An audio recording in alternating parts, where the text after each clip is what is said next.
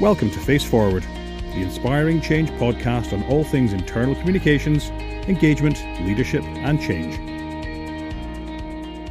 Hi there and welcome to this edition of Face Forward. There's a graph that I use, I think LinkedIn put it together a couple of years ago, that I often use on my change courses when I'm talking about the acceleration of change. When you look back over the years, it's basically a chart around how long it takes various technologies to get to 50 million users. And it starts off with airplanes as a technology. That took 68 years to get to 50 million users. You fast forward to maybe a few years back, Twitter took 2 years to get to 50 million users. You look then a little closer to today. Angry Birds took 35 days to get to 50 million users, and Pokemon Go only took 19 days. And of course, a huge part of that is the very prolific nature these days of smartphones. I was doing some research earlier on and just looking at the numbers of smartphones that are sold, and I was amazed when I looked and I thought, God, iPhone's only been around for 10 years and they've sold 1 billion of them, and I thought that was amazing. Then I looked a little deeper, and only in 2017 worldwide there were 1.54 billion smartphones sold in 1 year, and that's because actually Apple make up only a very, very small percentage of the smartphones sold. So obviously with lots and lots of smartphones there has to be lots and lots of network to keep us all happy and make sure that we're all super 4G'd and very soon to be super 5G'd all the time. So it's great today to be here at Openet with Jeni Brown, who's the head of strategic organisational enablement. Hello there. Hello, how are you, Scott? I'm well. I know you've listened to a few of these podcasts, so yes. you'll be an old hand at this because you know exactly the format and exactly what's going on. So that's great. And when I looked at your website earlier on, the customer list is the who's who of world telcos, from Orange and BT and Vodafone to T-Mobile, Air, a little closer to home here in Ireland, Bell, Optus down in Australia, the other side of the world. So a real mixed bag of clients that, as I say, is like a who's who of global telecoms. Before we kick into some of the leadership and comms things that I want to talk about, why don't we just kick off, as we always do on this podcast, with a few minutes about you, particularly your background, where you've come from, and a little bit about Openet. Cool. It was interesting. I was also doing some reading, and I saw an article, and it was talking about the HEA report and which grads did best, and very conveniently teachers do very well. They get their first job within 9 months, and they get the best paid. And I was an arts graduate, which according to the HEA meant I was doomed to inequity and to a life of pointless exercise, a life of baked beans from a tin, and generally having a permanent existential crisis. But yet here I am, and I don't know what that says about the arts degree that I did, which was in UCD more years ago than I care to remember, and for which I will lie on the exact on pain of timeline as to when. But I suppose my journey to today has been I think probably similar to lots of people, a meandering one. There really is no such thing as a linear path, at least, and certainly not anymore. So when I left college, I had done an arts degree. I had lived in France for a year on Erasmus. I did a Master's in European Studies, which was the very first year it was done, through Bridget Laffin, who was quite a well-known professor in that space at the time. But I've done nothing with any of that that relates to it, really. I started working in the voluntary sector. I lasted 3.5 years, and I thought I had enough of that, and moved over to the dark side, which would have been the private sector. And so I worked in IBEC for 6 years, over 6 years, which really is, for me, was an amazing experience, a great opportunity to do a real apprenticeship. We're talking about apprenticeships a lot more now, and that for me was my apprenticeship into the world of organisation, people, employee relations. How do you actually drive business success through our people? And I looked at, and I was involved in many different aspects of that. And then I left and I got involved in the telecom sector, and ended up here. And so you mentioned that Openet, we're very much, I suppose, in the B2B space. People wouldn't know us, we're not a brand name, but yet we enable 11% of global mobile world traffic through our software and through the products that we sell to our customers, who are, as you mentioned, the who's who. So we work with 7 out of 10 of the tier 1 and 2 operators globally. And so we have some specific challenges in respect of that. The mobile telco sector has been in a real flux and a real challenge and change over the last number of years, trying to understand how it presents a value proposition for its own customers. People don't care anymore if they're Vodafone or they're Three or they're anything, AT&T, Verizon, Sprint, it's very commoditized these days. It's hugely commoditized, and it's basically an experiential transaction now. So who do I get the very best experience with? And essentially that's what Openet seeks to do, is enable our customers to deliver an optimum experience for their customers. And that's been a change, because we would have traditionally been very much a product focused organisation.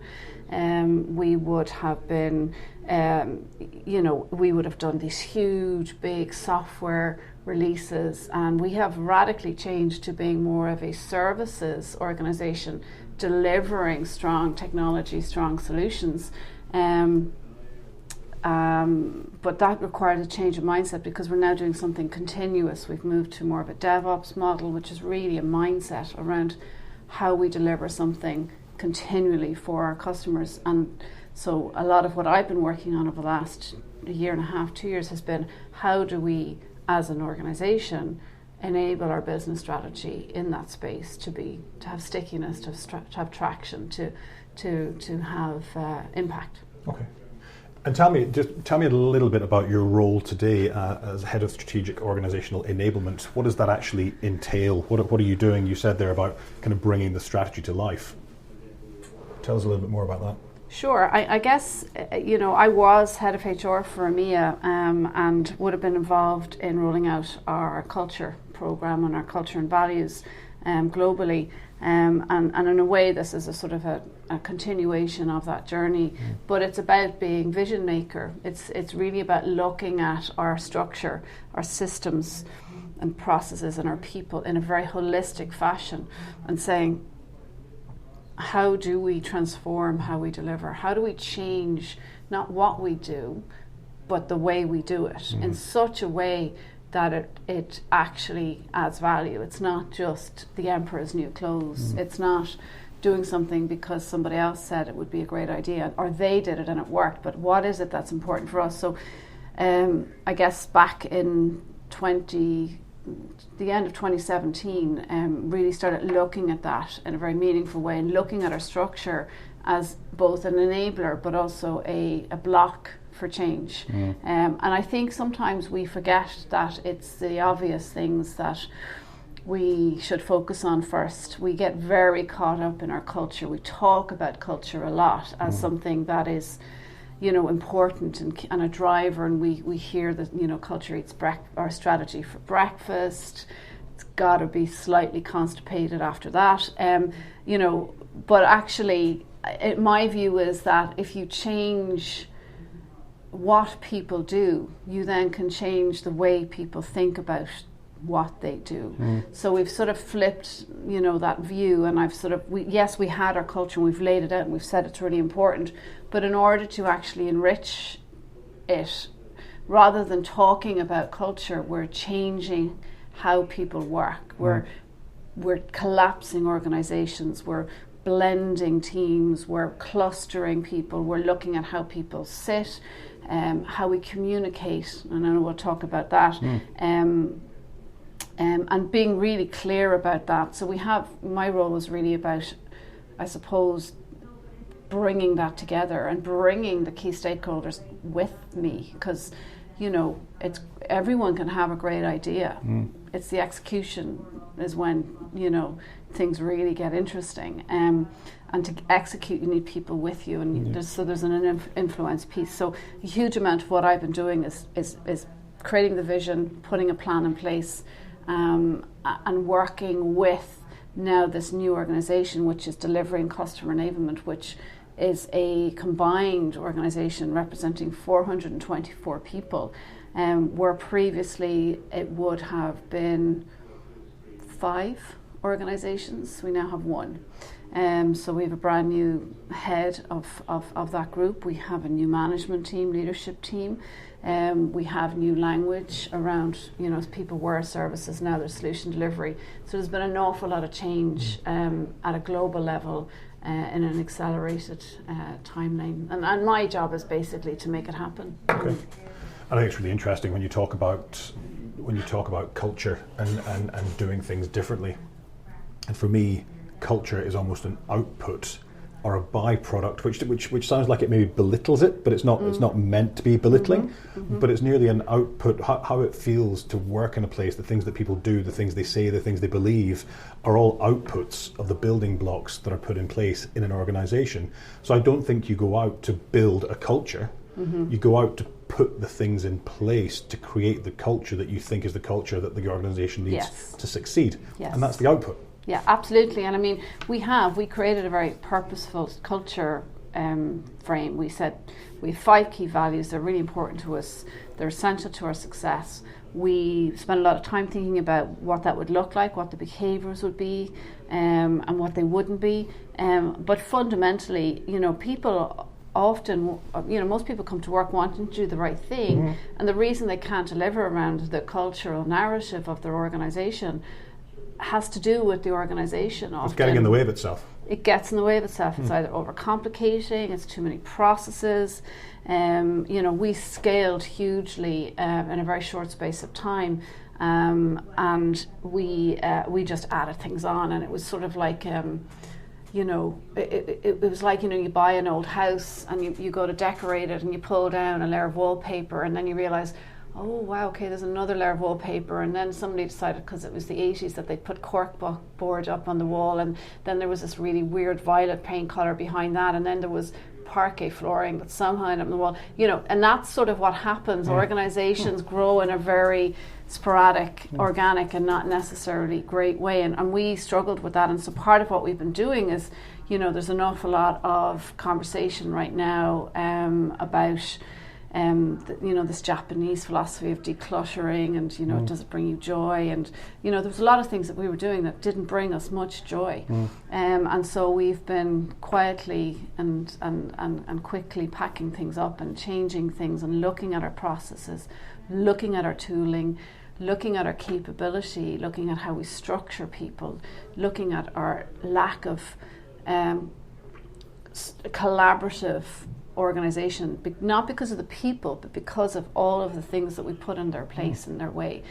So a lot of it has been very rudimentary, very fundamental, and we're nowhere near there yet. But we've done quite a lot of change, and that in itself can be very challenging. Okay, so tell me, as you're going through that challenging change process, and certainly for me anyway, companies, if they're not changing, are dying, because your customers' needs are changing, their customers' needs are changing, the market's changing, technology's changing, 5G's coming in your world. What does that mean? So there's change going on all the time, and I wonder, from your perspective, what the role of the leaders in your organisation have been as you've gone through that change, and not just you and the rest of the team at the top of the tree, but leaders through the organisation. What's their role as you go through change?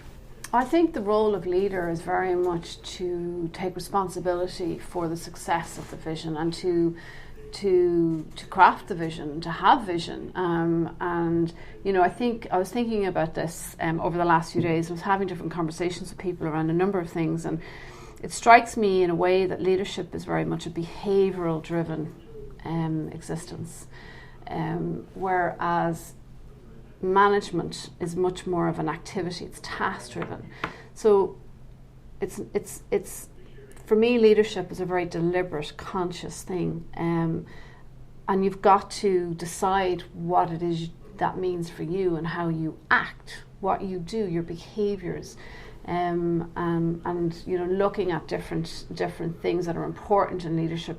I think really, I was looking at this idea of the leadership contract and this idea of accountable leadership, and I think that's really it in a nutshell for me. It's this: leadership is accountable.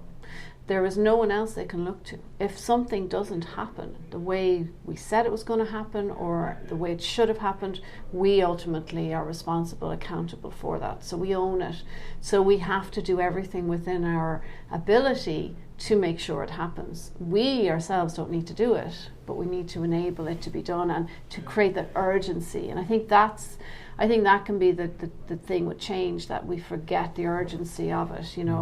Having a burning platform is always very helpful, and although I think honestly it's very hard for anybody to say that they don't have a burning platform at any level, and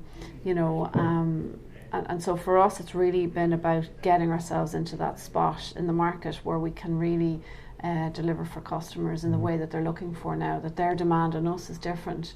Our technology is essentially what it has always been, but the way in which we deploy it and the way in which we offer it to customers has changed transformatively, and so how we work has to change.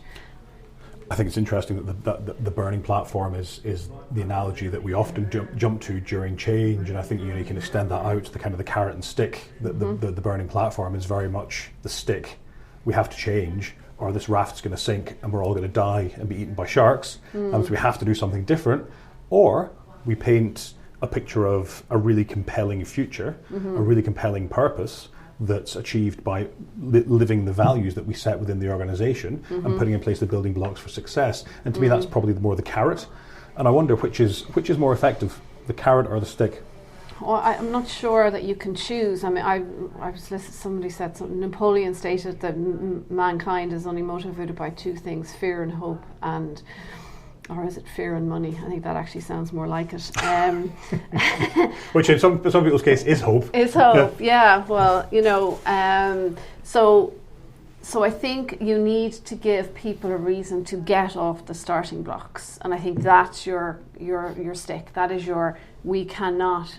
The status quo is not something that we can persist with. We have to change. But we have to give people more than a negative motivation. That's the incentive, if you like, but the motivation, the thing that keeps people persisting and working hard is that common, unity through purpose. So what is our positive purpose? What is that vision? And coming back again to the role of leader, that is the role of leader, is to consistently put that positive future and that vision in front of people, and to give them the sense that we know where we're going. It may not feel like it right now, but we know where we're going, and we are confident in that, and we are committed to that. And I think there's a need of courage in leadership. I think leadership can be a very vulnerable thing. People think of leadership and they think of, everyone goes, oh, well, Nelson Mandela is my idea of a great leader. Well, he spent a great deal of his life in prison and isolation, disliked, distrusted, disregarded, ignored, invisible, voiceless. And yet he became one of our, dominant leaders of our recent age. And again, that comes back, I guess it touches on another view that I have, that leadership is contextual. People are not always leaders all the time. You look at Winston Churchill, for instance, and I know I'm looking at, I suppose, more historical figures, but he wasn't noted as a leader before he became Prime Minister. In fact, he was highly disliked by his own party and had to cleverly create allegiance with his opposition party for him to actually cement his position and his influence. So, leaders are wily and influential as well. They have to play the cards that are given them. They don't have a theory. They don't have every tool in the toolkit that they can work with. There's a creativity and ingenuity sometimes in leadership that's necessary, and a tenacity. I think grit is a highly underrated quality in leadership. grit. But when he didn't, he became a leader when no one else wanted to be a leader at that time, and he was the only one saying no. We will not concede. We will not. And he saw the challenge clearly. And I think that's important. He was very clear on what the challenge was and what was needed to overcome it. But then when that moment was gone, he was no longer a good leader. Yep. He was terrible when he didn't have that enemy to fight. That's super brilliant. I mean, if you talk about burning platform, by God, did Winston Churchill have one? Yes, and he put out that fire. But, and we talk about communication, and I think he was a very strong communicator. He engaged people, we still reference his quotes, Nelson Mandela the same. There are a lot of people who led and used the power of communication to lead, albeit not in a digital age. But so for me, leadership is contextual. So it's a decision. It's a decision.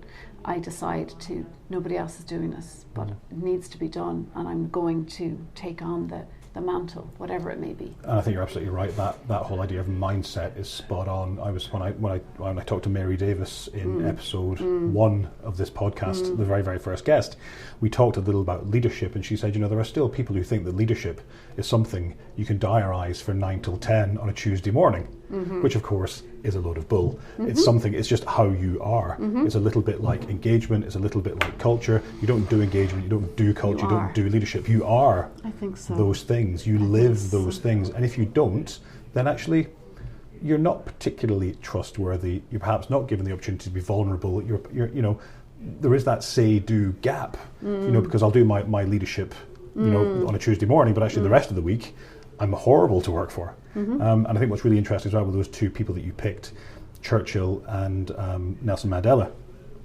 what they were great at for me was getting into your heart. It wasn't about, we talk about leaders who lead from the heart and leaders who lead from the head, the rational versus the emotional. They were very much, even somebody like Winston Churchill with his hard-nosedness and his cigars and his bulldog Britishness, still somebody that actually got people by the heart. And that is probably testament very much to his success. When that went away, as you rightly said, he was an abject failure as a Prime Minister. And I think you're actually the second, I can't remember who else was that talked about Churchill on the podcast, but you're certainly the second guest that's talked about him specifically. So it's really interesting, but that whole idea of context for me is absolutely right, that sometimes you're a leader, sometimes you're not. And you have to kind of be, I think as a leader, you have to be comfortable in your own skin with that ebb and flow. That actually sometimes might be somebody on your team where you say, you know what, mea culpa, I don't actually know as much about this as you know, so why don't you lead this part out and be comfortable doing that. Yeah, and I think it comes back to the purpose of leadership is to grow leaders. And I think sometimes people confuse that idea. There is, we live in a society now that is much more individualistic. It's much more look at me, hear me. If we don't have a blog, we're just not living. If you don't do podcasts, you're just not living. That's true. That one is true. That was very true. Yeah. But there's this. It's more about to what you're saying. It's this being thing. It's like so a lot of people are acting as a leader, but they are not leaders. Yeah. And they are consuming more management theory books than is possibly good for any one person to do, because they have an absence of their own opinion. I think leaders, for good or for bad, must have an opinion, whether it is popular or not. It must so there's a need for conviction. You need to have conviction. And there is, you talk about leaders ebbing. There is that, I was thinking there's a sense of forging leaders that, there's this kind of raw metal. There's this unrefined diamond that we forge, and they become leaders. But there's that existing element there already. But context will forge, challenge will forge, opportunity will forge. And timing. History's funny, you see people and, if they lived at any other time, they would be ignored. Yeah. And so I think the best way to deal with leading is to not think about it too much. I think we overthink it. We've got too many competency frameworks around what leadership is and what does great look like, and what does it mean to be a leader, and do you have a growth mindset, and are you, and you're like, oh my, it's exhausting. It's like business buzzwords. But like if you spend so much time trying to think about what being a leader is, you don't lead. So, and also you've got to have confidence and be convicted. If you have no conviction, if you've no opinion, you will never lead, because all you will do is acquire other people's opinions. For sure, you seek out expertise, you defer to others who know more than you in a particular, but you've got to make it your opinion at a certain point and go, I really like what you're saying about this. I really think that's true. So I'm not convicted that that's an opinion I want to have, but I'm not adopting it just because you said so. And I think there is, that whole emperor's new clothes dynamic kicking about a little bit, and in so doing, we actually create a lot of insecure people, because they're not sure. There's so much out there, and the people are so much better than them, and how could I possibly do this? And I think by default, the more emphasis we've placed on leadership, the less likely we have made it for people to be able to lead. Yeah, no, I agree. It's a really, really interesting angle. When you think about leadership and communications, as you, again, back to, I suppose, your change program you've been going through, what's been the role of communications during the change, and whose responsibility is that? Whose responsibility is change communications as you're going through that process? I think everybody's responsible, but certain people own it. In that everybody has a role to play. So certainly it's been something I've been very conscious of and persistent about in terms of communicating to our management team the value and the importance of communication and their role in that. And so it is something that we are looking at. I think it's historically been an area that we've struggled with. We're a highly technical company, so we're very good at transferring information. And we have a left brain rational piece. We've convinced ourselves that means that we're communicating, and obviously we're not. And I've said sending out an email is not communication. And so there's been a piece where we've been, my role has been to define communication and go, well, what is it and how do we do it? And there are different ways. So I have on my board communication strategy. So we have podcasts, obviously, because you're not living if you don't have a podcast. That's the in thing. Looking at an intranet for the new group and making sure that there's a one touch point for everybody to find things. Making sure that we have, when we consolidate our buildings, that we have screens where people can see what's going, and they can see what our strategy is, they can see updates, that we have Kanban boards, people can see where they are in terms of the projects.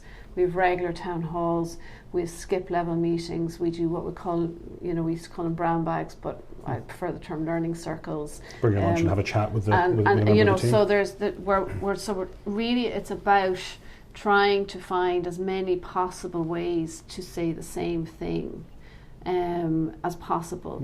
Because I think, it's very difficult. People consume information now in a way that is entirely different to before, and so we need to communicate to people in the way that they consume it. And so it takes a huge amount of effort to actually do that. And there is a requirement there, but it is absolutely for me key to change and transformation. And I think if we don't, and again that comes back to this idea of the vision and the end game, and this is where we're going to, and this is our purpose, just making sure that that we persist around that we are, I suppose we're conscious, deliberate.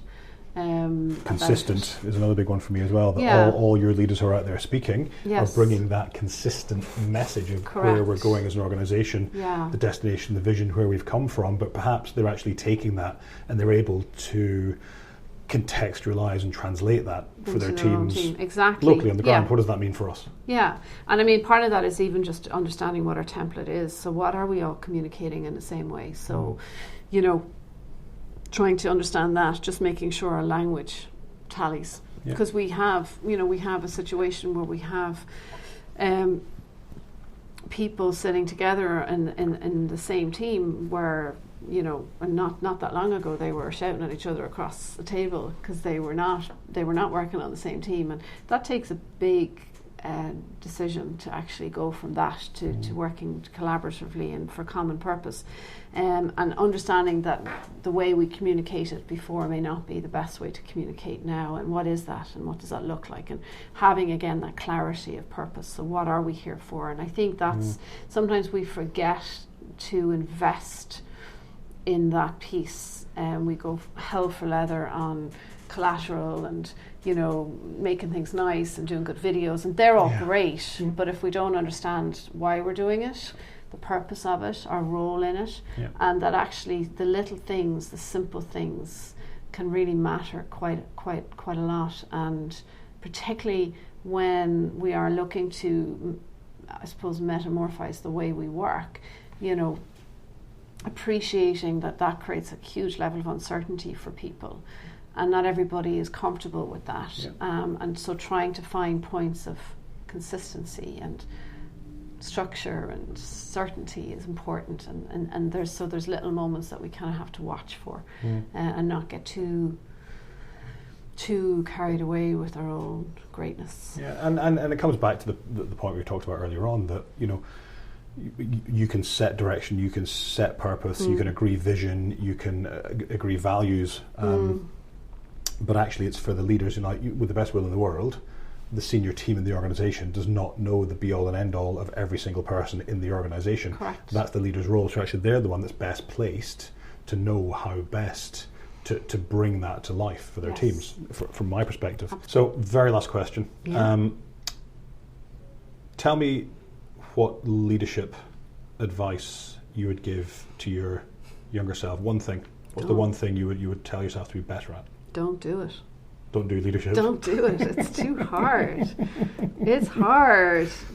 Just learn to be okay with, not wanting to change the world. You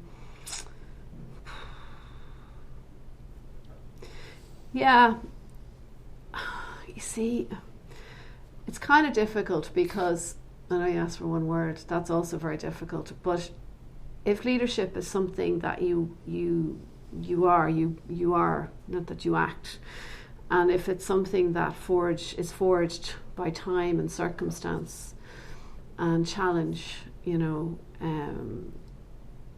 then there's kind of nothing you can tell yourself that's going to matter, except that it matters, that everything you do, all your experiences, all the difficulties that you have, all the challenges that you face will make you better if you let them. And I think how you perceive the world is key.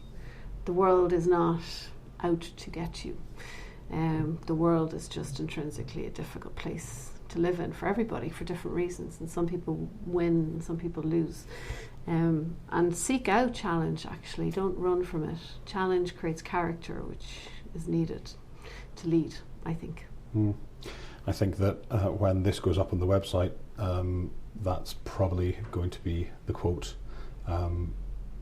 Challenge, what was it you said? Challenge, well, seek out challenge, don't run from it. Yes, exactly. Because challenge creates character, and you need character to lead. Brilliant.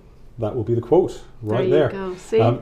Jeni, thanks so much for having me down here in Openet. I've really, really enjoyed having the conversation and the chat. Thank you. And I look forward to seeing you again soon. Thank you, Scott. Appreciate it. Thanks. Take care. Thanks for listening. If you enjoyed this podcast, please take a minute to rate it and maybe even leave a comment. To learn more about inspiring change, to read our blog, and to hear more podcasts, please visit our website at inspiringchange.ie.